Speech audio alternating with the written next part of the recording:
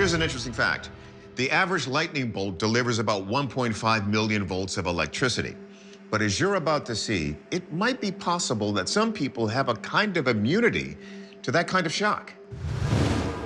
The origin of this video is undetermined. We believe it's from China. Watch closely. A man walks into this driveway. After he's struck by lightning, incredibly, he gets up and then a double lightning strike. Amazing. And in August 2020, another stunning video. This truck in Thailand gets stuck on some overhead wires. When the driver gets out, he's in for a shock. Look again. As we push in and slow down, the man literally catches fire and collapses. But the craziest thing is, he survived with only minor burns.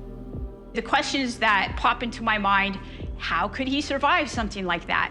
Professor Diana Pasulka says massive electrocutions are known to do strange things to people. For one thing, lightning strikes often leave bizarre markings called Lichtenberg figures on people's flesh. There are people who seem to develop electroimmunity, like this man in India, who brags about an ability to withstand lethal levels of electricity. And Pasulka has even heard of one survivor who later developed a peculiar talent. She had this very sad and burdensome skill of identifying when plane crashes are going to happen. So I think that we have to think about these people who survive these kinds of terrible electrocutions as definitely superhumans in one sense. Nearly 250,000 people get hit by lightning each year. Their injuries depend in part on where the strike hits them and how the jolt moves through their body.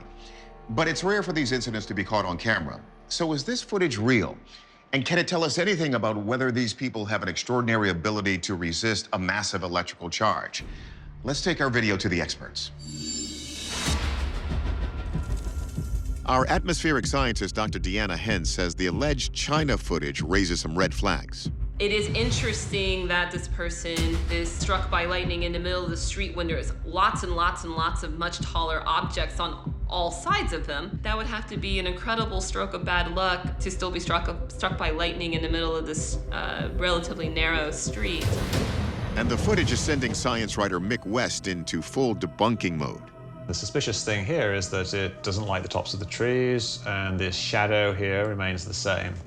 With a few keystrokes, he shows us how the lightning was inserted. What if I take this particular frame and just give an exposure modification to it? So I did that, and we basically get the same image, and then just draw some kind of jaggy line like this.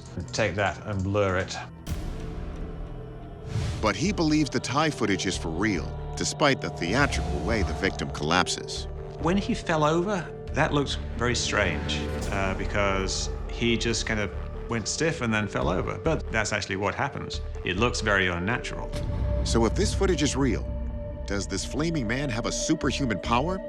And how does India's Electro Man do it? West says that special power is like beauty. It's skin deep.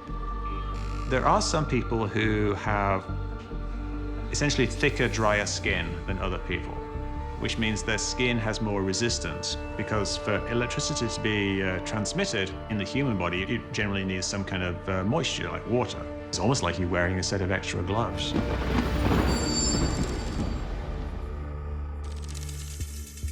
So here's where we're ending up. The China video is a straight-up hoax. Please, the shadows gave it away. But the Thai video is real, and it does suggest that some people can take massive jolts of electricity, possibly because of their skin. Our verdict? It may be a rare physical trait. It began in 1991, when a deep-water hydrophone, like this, first detected a sound emanating from 5,000 miles away, someplace in the Pacific Ocean, roughly halfway between Australia and South America.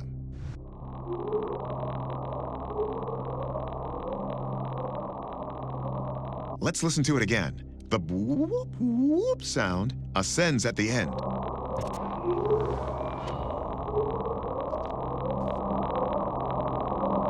That's why it's known as the Upsweep. Now, the ocean is a noisy place. There's man-made machines, geological events like volcanoes and glaciers, And the sea life is much noisier than previously believed. With so much left to be discovered down there, journalist Alexis Brooks suggests the upsweep may be caused by some unknown sea beast. There are many creatures that roam the sea that people felt were, in fact, myth until they were actually discovered. For instance, the giant squid. It is now known that it exists. One thing is certain, the source of the upsweep has to be massive. So let's consider this candidate, the massive prehistoric shark known as the Megalodon. It's been established that the Megalodon actually did exist, albeit 2.5 million years ago, with estimates of its length being in excess of 60 feet and weight upwards of 50 tons. However, there are people who feel that the Megalodon still exists. Could this recent photo be proof the Megalodon is still alive? It shows a huge mako shark found by a fisherman off the coast of Australia, bitten in half. You have to take a deep breath and say, what on God's green earth severed the shark? How big could that have been? So the famous Megalodon is one interesting potential source of the upsweep, but there are plenty of other theories about that strange sound. For answers, we turn first to our expert on ocean life. Marine biologist Dr. Shay Conger starts by tackling the Megalodon theory. It's unlikely that megalodons are still in our oceans because of the fact that shark teeth are continually shed through the animal's life. There's never been a current specimen of a megalodon tooth that's ever been found. And as for that chewed up mako shark, if this were attacked by a megalodon, it likely could have been swallowed completely whole. Instead, what you see are several very large semicircular bite marks, including some teeth rakes. What this tells me is that this animal suffered a number of bite wounds. likely during a feeding frenzy by other sharks. But something is making that sound, and if it's not the Megalodon, what is it? Audio expert Dr. Ben Gottesman is struck by the sound's intensity, focusing on the stunning fact that it was first detected at a distance of 5,000 miles. That's what makes me think it's some very large, very intense seismic sound. So let's listen to the sound of an underwater volcano. Note that it trails off at the end. Now the upsweep. Again, the signature ascension. This doesn't match anything seismic. So what about a man-made source, like the machinery used for offshore oil drilling? Pile drivers or different machines in the ocean have a more mechanically spaced, more stereotypical, impulsive sound. That's not what we see here. Because the upsweep varies, Conger says it's likely the sound was made by an animal, but with a catch.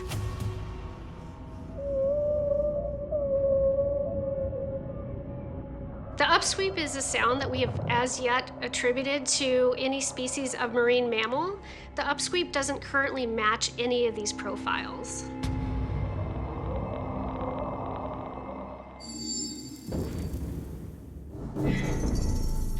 Humpback whale sounds can travel thousands of miles, just like the upsweep. But again, none match its acoustic profile. So you see why it's remained a mystery for so long. Every possible explanation doesn't quite fit. But we agree with Dr. Conger. Our verdict? A very large, unidentified marine mammal. Not the Megalodon, but something we don't even have a name for yet. In February 2021, a fisherman named Abdullah Nurin in Indonesia's East Nusa Tenggara province pulls in a shocking haul. He takes it home and records this video.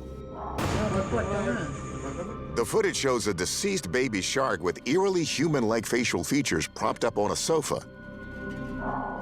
The strange creature is about the size of a human hand and appears to have a wide, gaping mouth, big round eyes, and a human-like look of surprise. We've heard of deformities in all species, really, but this is quite unnerving. Perhaps radioactivity is a factor here.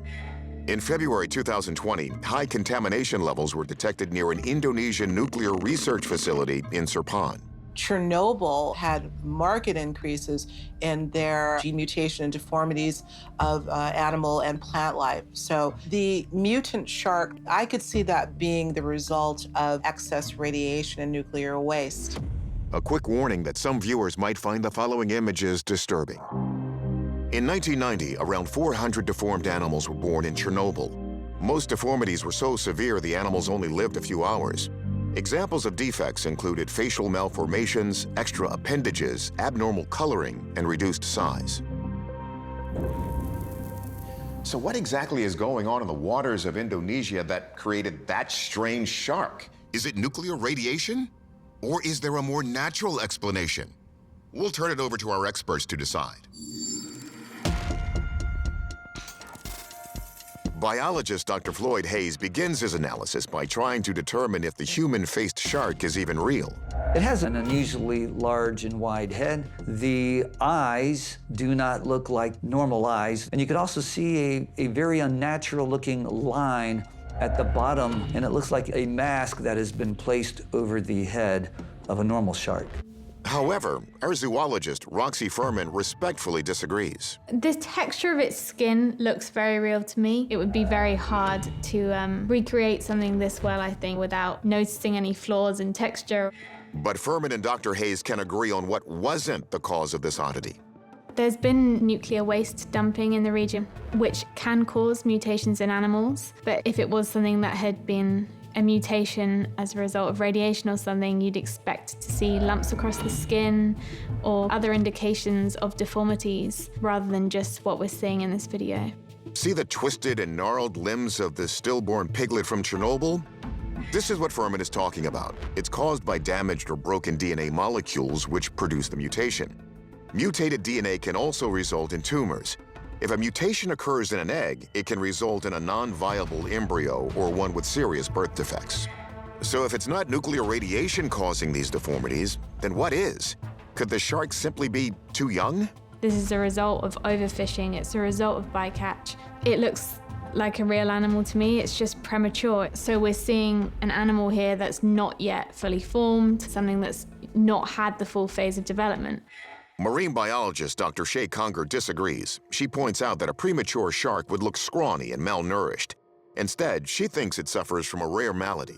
This looks to me very typical of something called cyclopia. That's where the brainstem doesn't develop normally. We'll often see deformities around the head area because organs like our eyes are really directly connected to our brain itself. Cyclopia gets its name from the Cyclops, the one-eyed monster from Greek mythology.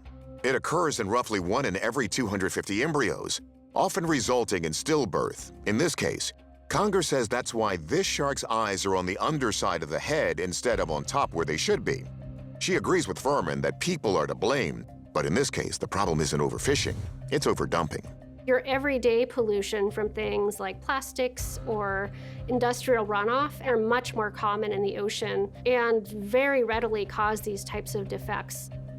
I would say this shark is just subject to a type of normal pollution that resulted in it not dividing normally and ending up in this type of condition. So we have a broad divergence of opinion here. Our experts aren't even unanimous about whether this thing was real. We're going to rely on our marine biologist here. She specializes in this stuff. Our verdict? We're looking at a birth defect caused by pollution. Sadly, given how badly we're trashing our oceans, that just makes the most sense. In October 2017, a man is about to step into his sister's bathroom in Alor Setar, Malaysia. When he notices something crawling out of the toilet, the 28-year-old immediately rushes out to tell his sister, who whips out her camera and captures this video. The footage shows a strange, slithering creature emerging from the bathroom with its head poking out of the door. It surveys its surroundings before finally crawling out onto the tiled floor. Let's take another look. The creature appears to be about 6 feet long, with a small head, thick body, and a short tail. Field researcher Ken Gerhardt has studied river monsters, lake monsters, and now sewer monsters. It's large, it's slimy and black. It's crawling out of a toilet. That's about as bad as it gets. People don't generally spend a lot of time, if any time, in a sewer. So we really don't have any idea of what types of creepy crawlies might be down there. Gerhard says the most persistent urban legend involves the sewers of the Big Apple. There are accounts and rumors going back to the 1930s that describe sizable alligators actually living and breeding in the New York sewer system. There is one theory that perhaps these were pets that were somehow discarded and flushed down the toilet when they were small and then grew to massive sizes in the sewer. Of course, not all sewer animals are monsters. Sometimes animals just get stuck in the sewers, trapped by size or circumstance. And everything from giant rats, feral cats, even cows, have been found in sewer systems around the world. And marine biologist Dr. Shay Conger says in Southeast Asia, giant snakes turn up down there too. It's a really tropical, forested environment. In fact, it's been known that there have been snakes that have emerged from toilets or plumbing. In fact, in 2019, this 14-foot cobra was found in a sewer in Thailand.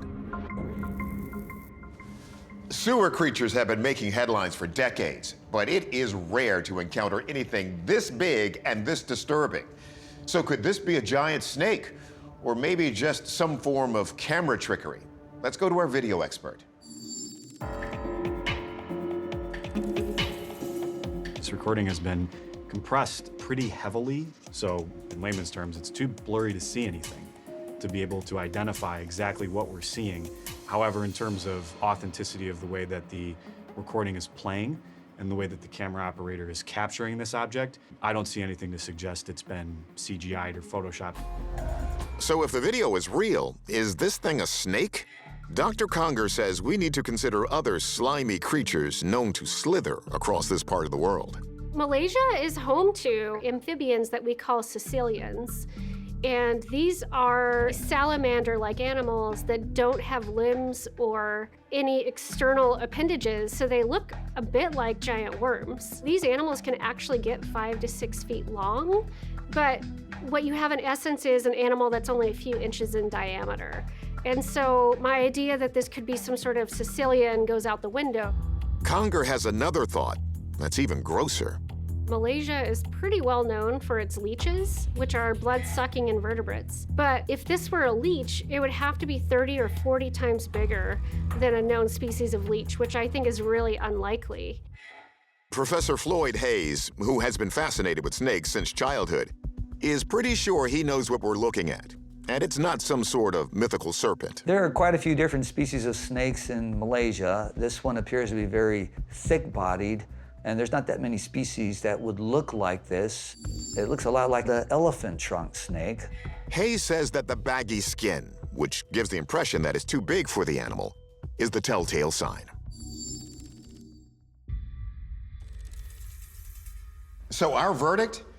Based on its known habitat and size, we think the sewer monster is an elephant trunk snake.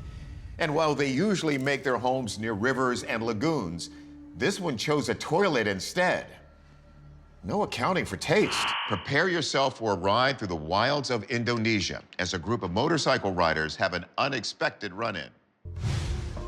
This is Aceh, Indonesia, located on the northwest tip of the island of Sumatra. It's known for its rugged terrain, steaming volcanoes, and now this.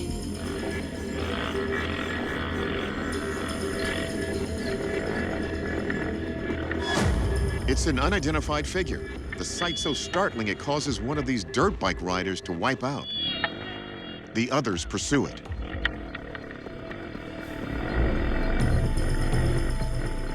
It darts into the tall grass and disappears. Now, if we slow this down and freeze it, we see a small figure carrying something. Because of its small stature, there's speculation the bikers caught sight of a legendary being called the orang Pendek. Field researcher Cliff Barrickman heads the orang Pendek project. Orang Pendek are two Indonesian words that translate to short man. He's conducted an expedition to search for the creature in Sumatra. It's described as small with a compact, muscular build like a boxer's. The arms are longer in proportion to their legs than what would be found in humans. So this is just another species of ape, basically, that's out there. And they don't seem to have any language ability or anything like that. And all of their behaviors point to something like an orangutan, except for one strange thing. They walk on two legs. Maybe not 100% of the time, but let's say habitually. Credible sightings date back to at least the 1920s, though the creature's existence has not been confirmed. This is the cast of an alleged orang pendek footprint, which one primate biologist said was a blend of chimp, gibbon, orangutan, and human. So what do you think we have here? Is this evidence of the mythical orang pendek, or is it something or someone else? Our experts are anxious to dive into the mystery. First up, forensic video analyst Michael Primo. He wants to know if this video is legit. Had this been computer generated or inserted into the video, I would expect to see some indication of that. One of the tests Primo uses is called a motion vector analysis. The activity is almost too smooth to be faked. The way that the motorcyclists crashed, responded, reacted to the crash, and then continued on pursuit, the timing of the way that this figure was traveling on foot, it all seemed to be real to me. So the video is not altered, but is it really an orang pendek? Next, anthropologist Kathy Strange says she initially thought the video could be a game changer. There are these stories about orang pendek, and so at first when I saw that, I went, did they finally get this on film? But here's the issue. The orang pendek is covered in fur. This figure has some hair, but has a noticeable bald spot on his buttocks. It appears to be hairless, and so there are no eyewitness accounts where an orang pendek isn't noted to have very long hair on them. So what or who is it? Biologist Lucy Eggersley has another theory. Could it be a prehistoric relative of early man, somehow still alive today? Maybe this is a relic of Homo floresiensis. In 2003, in the island of Flores, in a small cave, a remarkable discovery was found of a hominid species that looked very similar to humans, but stood around 3 feet tall. While the so-called Flores man lived on this Indonesian island around 50,000 years ago, in recent years, natives have reported seeing a hobbit-like person that comes down from the caves and steals from them. But Eckersley says the body type of the figure in the video doesn't quite match. What we see in this video seems to be a thin and small Homo sapien. It doesn't look like the stocky build that I would expect to see in Homo floresiensis or any of our other extinct relatives. Another, more likely theory? It's possible that this could be a member of the Mante tribe. They are a lost tribe of Sumatra who are known to have lived in these areas, and they are essentially uncontacted by the rest of the human world. They are quite small compared to the average of what you would see in this area of the world. In fact, the Ministry of Social Affairs in Indonesia is now trying to find more information about this lost tribe. If that is a member of the Mante tribe, that would be one of the most important scientific finds in the last 50 years, easily. Okay, after all that, here's where we're landing. The video is real. Despite worldwide speculation, the person in the video is not an orang pendek or a Flores man. Our verdict? Mante tribesman, one of only 100 tribes in the world that are still uncontacted. He might have much to teach us, but perhaps is best left alone. Cambodia, the early 2000s. Deep in the country's northern jungles, the 12th century Ta Prohm Temple has undergone a series of renovations when the internet starts to buzz because of this. We have all of these carvings of very conventional animals, and then we have what looks like a stegosaurus. Zoom in, and it sure looks like a dinosaur. It seems to have the tail, the spikes running along the back, and it raises a lot of questions. How do we get a dinosaur present on this temple when these dinosaurs went extinct at the beginning of the Cretaceous? That is, unless you believe in a different history of the Earth. There's a subset of creationists called young earthers, and they believe that God created the earth 10,000 years ago, and they take this sculpture as proof that humans and dinosaurs lived at the same time. And not just that they lived at the same time, but that we even domesticated dinosaurs. Fun fact, the word dinosaur and the whole field of paleontology didn't evolve until the 1840s. Before that, scientists struggled to find other explanations for gigantic fossilized bones. Some were even thought to be the remains of ancient giants. But what will this case reveal? Let's ask our experts. First, is this carving even legit? Some people have suggested someone made a new carving that looked like a stegosaurus as a hoax. But the column it's on, you can see the depth of the carving is the same in each one of them. So if someone was going to take a carving out and put a new carving in there, it would have been deeper in the wall. So if this is no hoax, then what else could it be? Wildlife biologist Stephanie Shuttler has an idea. My guess is that it's a rhinoceros. People, when they think about rhinoceroses, they think about the horn, obviously, and this carving doesn't seem to have the horn, but the Javan rhinoceros, the females actually don't have horns. So that's what I think is going on here. But that still doesn't explain those quintessential Stegosaurus plates. Barnhart says the outer ring of the carving holds the key clue. Look at these things around here. These are floral designs. The Khmer loved to make very busy pieces of art like this. So when there was negative space, they put leaves in there to balance it out. That's what these are. These are leaves. Barnhart agrees that the motif depicts a living animal. He just doesn't see a rhino. I have been to that temple, and right there, not 100 yards from that temple, are grazing water buffalo today. And those water buffalo have the same kind of horns. They look exactly like the animal in that depiction. The chances that that image is a Stegosaurus is 0. The chances that it was an artist who might have been fired after making that column, I'd give that a 50-50. So, our verdict? This is a real centuries-old carving, merely depicting a water buffalo with palm fronds in the background. So far, there is no proof out there that our ancestors once kept pet dinosaurs a la Fred Flintstone. First, a warning, this video may disturb some viewers. It's August 2020 in the city of Hsinchu in northern Taiwan. At an annual international kite festival, dozens of colorful and creative kites are soaring through the sky. When suddenly everything goes awry.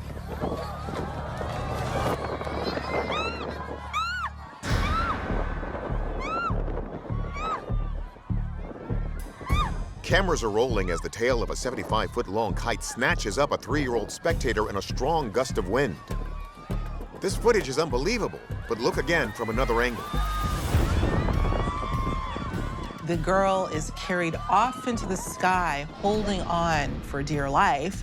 But at 3 years old, how would a child be able to hold on to something that seems so flimsy?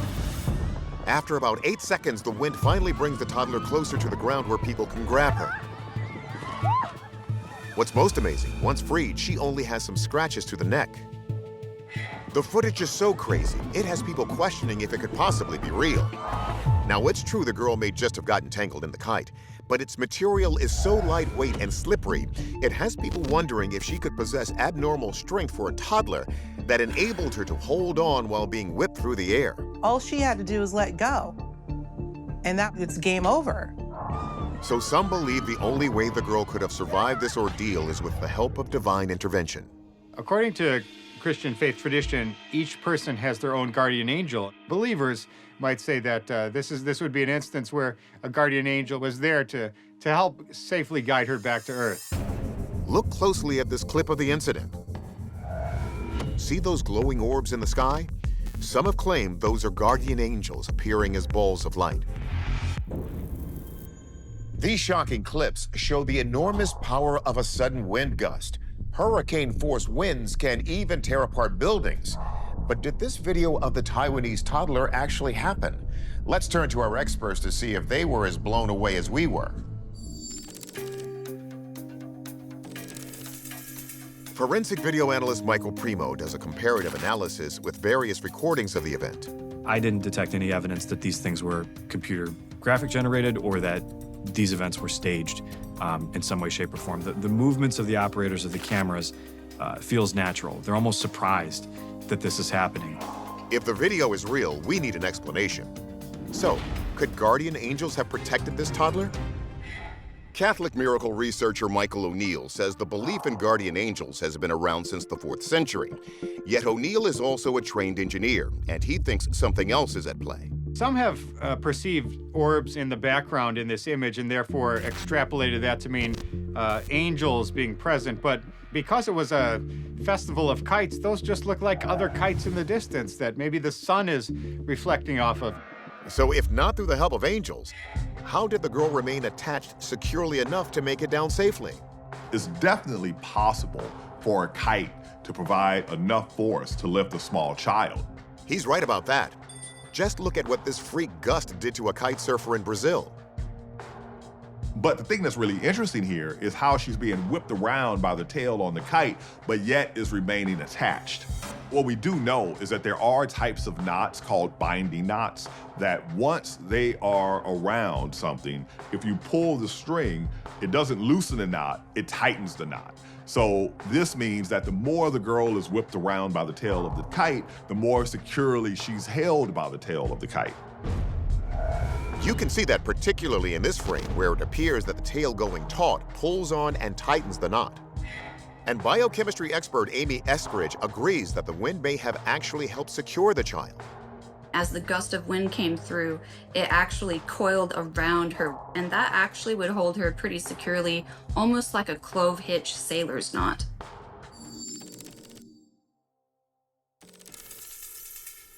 Our verdict? Through a miracle of physics, the tail of the kite likely knotted so tightly around the toddler that she remains attached to it until making it back to the ground. It's April 2020, and North Korean dictator Kim Jong-un seems to be missing in action. On April 11th, he presides over a meeting of the North Korean Politburo, but he is conspicuously absent from the annual celebration of his grandfather's birthday just 4 days later on April 15th. As the weeks go by without a public appearance, there are whisperings that he is gravely ill. When photos of him are finally released at the beginning of May, it only intensifies rumors something had happened. The images show Kim inspecting a new fertilizer plant. He appears to be happy and healthy, but some speculate that all is not as it seems. The skeptics question whether the man in the photo is actually Kim Jong-un at all. They point to discrepancies in the man's head shape, nose, ears, and teeth compared to the authenticated photos of Kim in 2019 and 2013 on the right. Many wonder if the leader did in fact pass away and has been replaced by a double. According to journalist Aaron McCarthy, Kim Jong-un isn't the only world leader suspected of being swapped for a decoy. Russian President Vladimir Putin has often been the subject of rumors that he uses body doubles. It was even rumored that at some point after he became president, he died and was replaced by a look-alike. Sounds silly, right? But wait, major world leaders have used body doubles before. Indian Prime Minister Narendra Modi has actually admitted to having impersonators who go on the campaign trail for him. It's also been well established by the Pentagon that Iraq Saddam Hussein went so far as to make his own body doubles get plastic surgery to add similar identifying marks like moles and scars. But could one of these current leaders have actually been replaced by a double? Time for our experts to face off.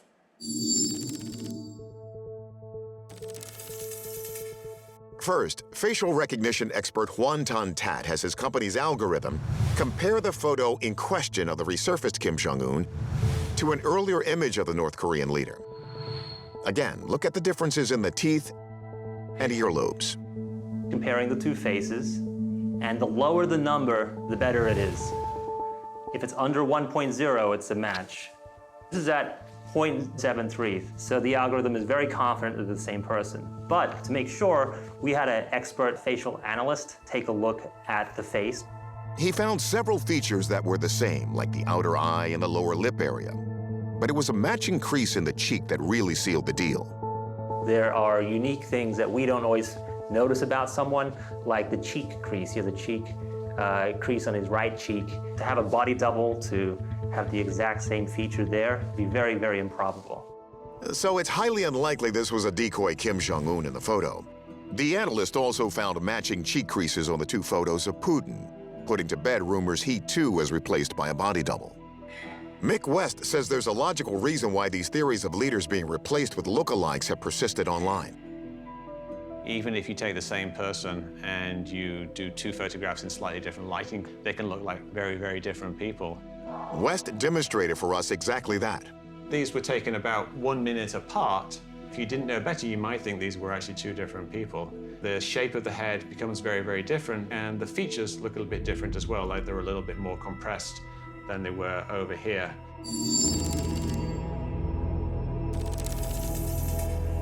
Our verdict? These theories are false. Though body doubles have been used, we can conclude that there is still only one true Kim Jong-un and Vladimir Putin.